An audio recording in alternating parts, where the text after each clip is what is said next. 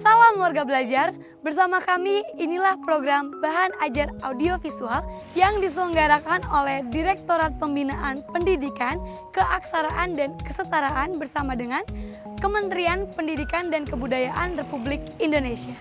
Ada berbagai macam jenis bunga dan di setiap bunga memiliki arti dan makna tersendiri. Dan kali ini saya akan membahas tentang bagaimana cara merangkai bunga pengantin. Seperti apa prosesnya? Mari ikuti terus penelusuran saya.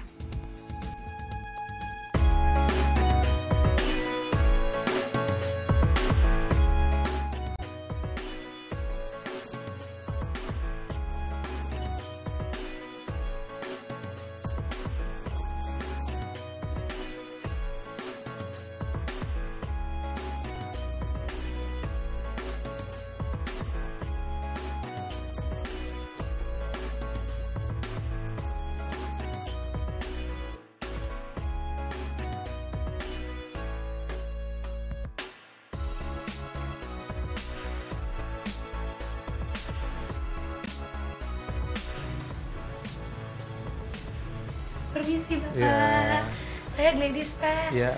Gini Pak, saya mau nanya-nanya dong Pak seputar rangkaian bunga pengantin. Boleh. Ya, Pak. Silakan duduk. Iya, terima kasih Pak. Saya pengen ngeliat prosesnya langsung nih tentang rangkaian bunga pengantin itu bagaimana. Tapi sebelumnya saya mau nanya-nanya dulu nih Pak, tentang usaha Bapak sendiri. Boleh ya Pak ya? Iya. Kalau boleh tahu kenapa sih Pak memilih usaha ini?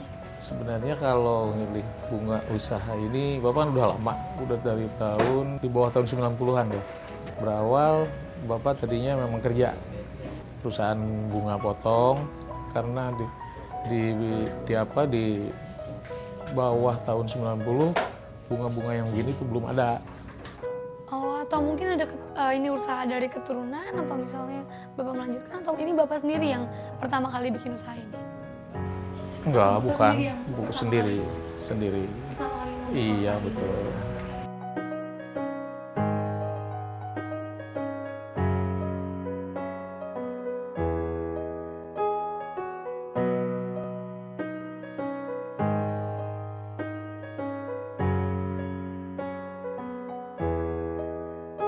Untuk jenis-jenis bunga rangkaian pengantin, itu jenis khusus atau misalnya bisa bunga apa aja?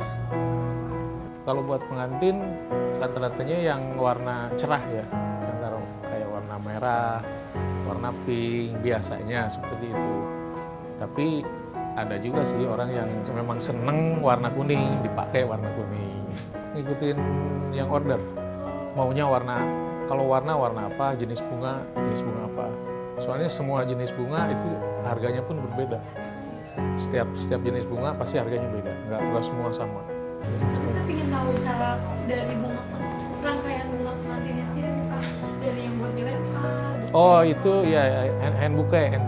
Biasanya memang ada beberapa ya yang bunga hand bouquet itu. Kalau sekarang tuh kan ada istilah prewedding ya, prewed ya. Jadi yang prewed sama yang buat pas lagi acara ininya beda. Kalau buat prewed itu biasanya kemasannya tuh nggak seperti yang waktu dia aslinya menikah gitu. Jadi nggak pakai alat apa aja, kayak asal aja. Kalau prewed tuh kayak asli dari kebun. Cara bikinnya beda. Nah, kalau pengembangan usahanya gimana nih Pak? Untuk pengembangan ya sebenarnya itu tadi pemasaran ya. Kalau bisa pemasaran kita sih nggak ada pemasaran khusus, ada tip khusus. Cuman dari mulut ke mulut lah gitu ya. Soalnya kebanyakan orang kalau bunga itu tadi yang sebenarnya udah nggak layak dijual, masih dibilang bagus, masih ini satu itu. Terus kedua ya kreasi, artinya jenis-jenis bentuk-bentuk rangkaian rangkaian bunga kayak misalnya buket tangan itu kan banyak bentuk. Berarti sejauh ini Bapak sudah berapa lama menggeluti usaha ini, Pak? Kalau Bapak buka floris dari tahun 2000-an ya, tahun 2000 di Bogor.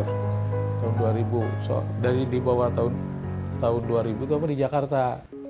Udah cukup lama juga ya, Pak? Cuman nggak buka floris. Bapak tuh buka kebun. Berawalnya tuh dari buka kebun sendiri. Nyuplai floris di Jakarta. Di Jakarta suplai sampai tahun 98-99. Bapak pikirannya, kok di Bogor florisnya belum begitu banyak. Kebetulan Bapak orang Bogor asli, kenapa nggak buka di Bogor? Udah Bapak buka floris di Bogor. Ya, alhamdulillah. Sampai sekarang. Jadi ada yang bilang kalau Fajar Floris itu di Bogor floris yang paling terlama, padahal enggak, masih ada yang lebih lama. Cuman kebetulan ibaratnya kesalip lah. Namanya kesalip kali, nama ininya kesalip. Nama bekennya kesalip gitu. Jadi orang lebih tahu ke kita gitu.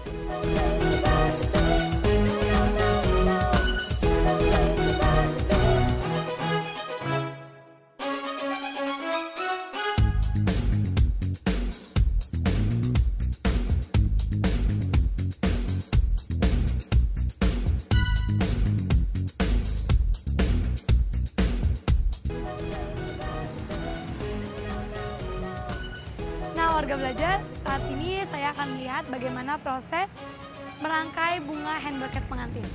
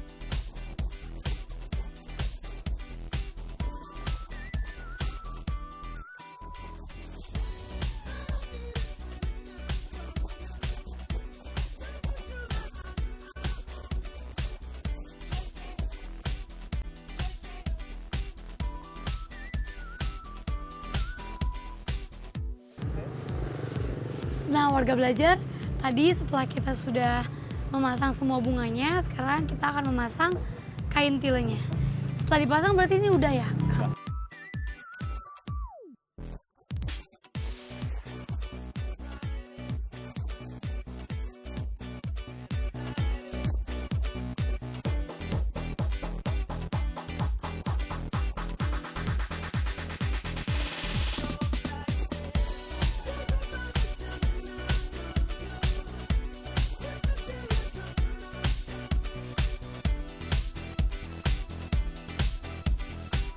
Nah, warga belajar, ini adalah bunga hand bucket yang sudah jadi. Biasanya bunga hand bucket ini dipesan untuk hand bucket pengantin wanita.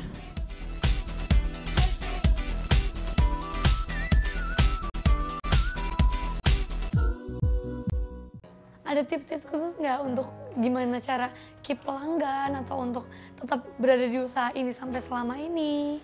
Ada. Itu tadi kita jaga mutu.